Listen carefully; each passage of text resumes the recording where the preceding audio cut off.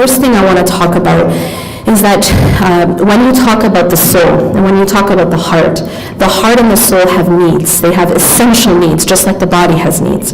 And one of the essential needs of the heart and of the soul is to have oxygen, to have food and water. Just like the body needs food and water, just like the body needs oxygen, the heart and the soul need its oxygen to stay alive.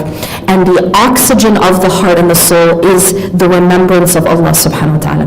That what that does, it's literally food for the soul. We've heard this expression, but it's literally feeds the soul. And so one of the things that sometimes we do that starves us spiritually is that we deprive our hearts and souls of oxygen. Simple as that.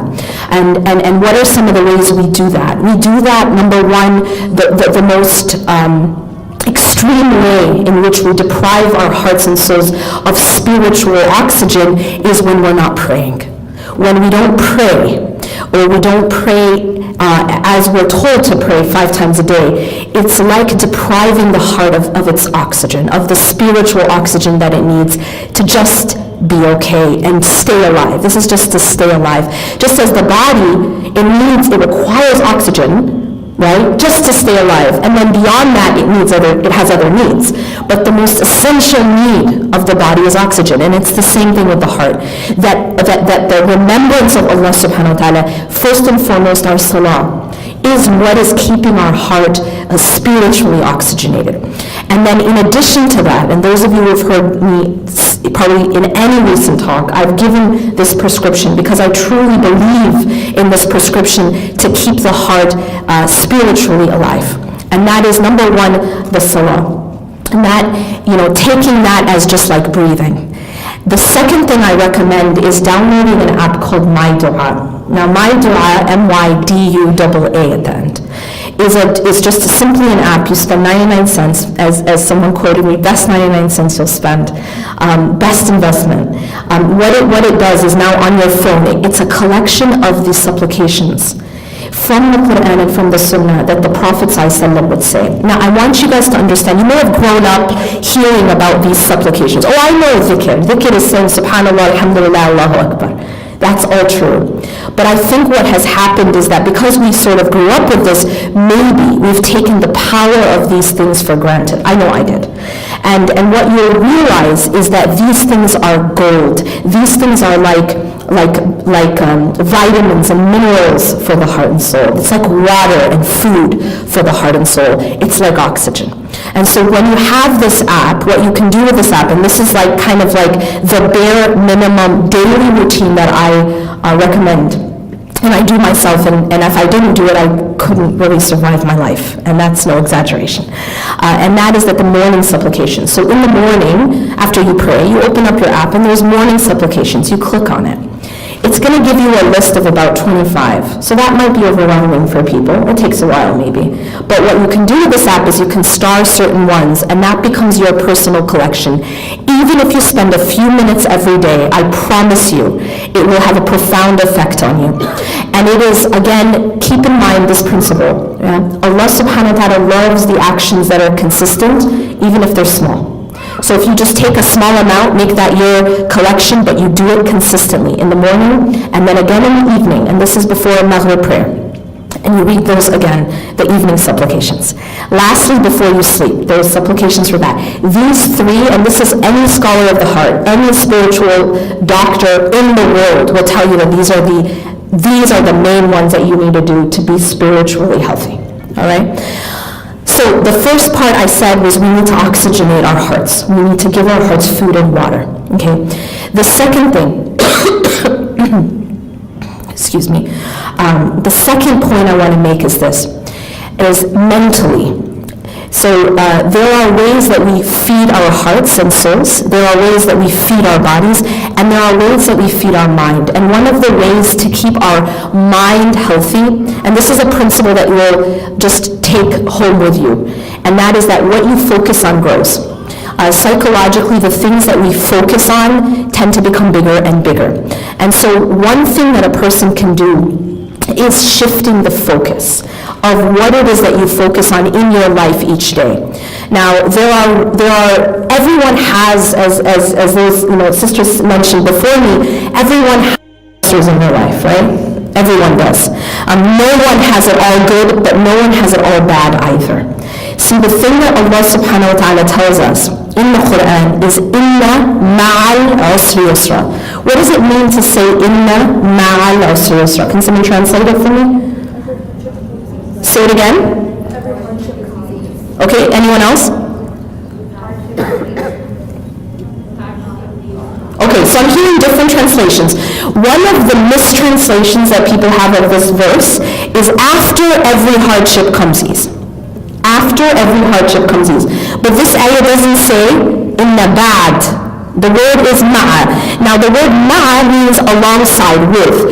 With the hardship comes ease. This is a profound point. What it means is that at any given point in time, any hardship that you are given, Allah subhanahu wa ta'ala gives you ease at the same time. And if you look at linguistically the ayah, the hardship is singular and the ease is plural. And that's also a very profound point, because what it means is that Allah never only gives us difficulty. Allah never only gives us struggle. Allah at the same time gives us yusr.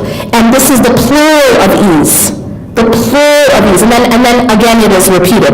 Inna ma'al usri yusr. So the idea here is that at any given point, there is no one in their life that only has difficulty or only has ease. It's always a mix. And so what does shifting your focus mean? Shifting your focus is a mental exercise where it's about what is your focal point. See, there are people whose focal point is, for example, what is missing. I give this example of two pictures, right? You have a boy on the top. Everyone heard my slice of cake example? There's a boy on the top holding one slice of cake, and he is beaming. He's so excited because he's got a piece of cake. And then there's a boy on the bottom who's holding an entire cake, and it's missing one slice. So he's sad. Can someone tell me the difference between the top and the bottom? First tell me who has more cake. The one on the bottom. But is he happy or sad? He's sad. So in this particular example, the difference between the two is not the amount of cake, it's the focal point. It's the fact that the one on the bottom is focused on what is missing, whereas the one on the top is focused on what is there, what he has. Now, what is this alluding to? This is alluding to the practice of gratitude. And the reason I'm mentioning this is because it has been shown, not just in the Quran, where Allah subhanahu wa ta'ala says, وَإِذْ تَأَذَّنَ رَبُّكُمْ لَإِنْ شَكَرْتُمْ لَأَزِيدَنَّكُمْ. Allah says that your Lord is telling you this, that if you are grateful, I will increase you. But interestingly enough, in psychological research, they are finding the power of gratitude. That gratitude, the practice of gratitude daily, has been shown to alleviate physical as well as psychological symptoms. And so this is something that we already have in our deen. That the practice of just writing down 5 things every day that you're grateful for. What it does is it's shifting, it's part of that shift of focus. The situation might be the same, but the focus is different. And what you focus on grows. And so the practice of gratitude. The other thing I want to mention when it comes to focus is how we cope and deal with our past. Now, the past is something that can be very painful. Many of us may have trauma even in our past. And the thing about dealing with and healing from a difficult or painful past is a few things. And I'm going to just summarize this because I have just a few minutes. There are 2 extremes in dealing with difficult or painful pasts. On the one hand, you have the people who tell you to put a band-aid on it. Just suck it up, get over it. Yeah, get over it. Could be worse. These kinds of terrible things that people say that are not helpful, right?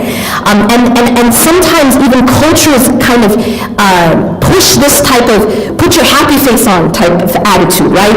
Numb it. Just appear happy and everything will be okay.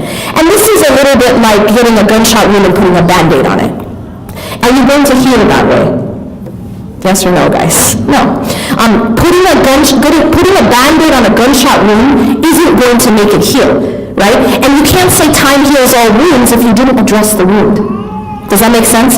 And so there's that side of the extreme where wounds are not being addressed, and they cannot heal if they're not addressed. So part of healing is addressing the wound itself. And now how do you address it? Well, it depends on the situation. Sometimes it involves getting professional help. Sometimes it involves whatever, it depends on the situation. But it has to be addressed. It cannot be ignored and you expect that it's going to go away, because again, a Band-Aid on a gunshot wound, it doesn't make it go. In fact, time is in fact it's going to become infected. And then that infection could lead to an amputation. And so emotionally, it's the same thing with wounds. We have to address them, we have to heal them, we have to treat them, and then